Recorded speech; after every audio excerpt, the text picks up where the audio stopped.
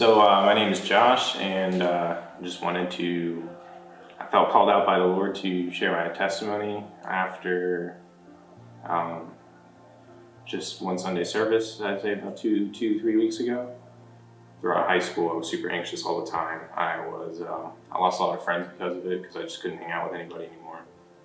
I, uh, I even lost like 20 pounds my senior year of high school because I was so anxious. I couldn't eat, I couldn't sleep.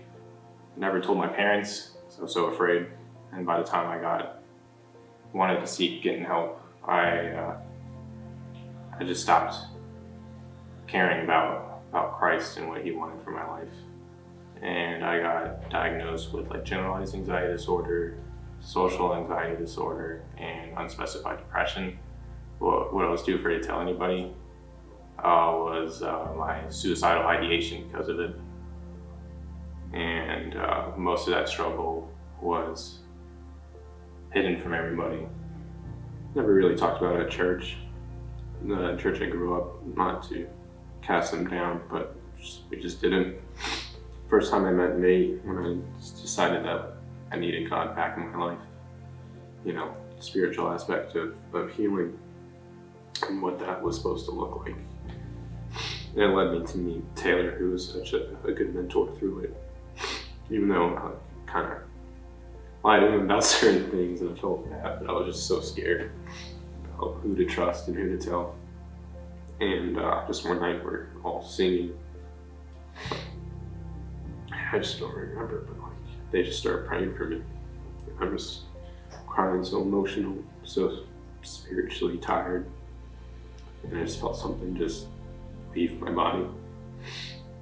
And not to say my anxiety and depression, all that was fixed that night, but it was different. I could go to Christ, I could pray. I had came back after graduating, which was a blessing. And throughout JMU, was able to meet with a really good counselor, a Christ-centered counselor, and really just helped me. I was doing so well. But spiritually I was kind of lacking because during the pandemic I just really wasn't paying attention to Christ. I put him on the back burner again. Even at JMU, as much as I went to the small groups, I'm like, God's great, but only on Thursdays, Fridays, and Sundays when I was going to small group or large group, and through InterVarsity and Sunday service. Friday night after large group and any other day was meant for just drinking and trying to live in this world, which wasn't working. And coming back here, meeting you guys, and that's really what's helped.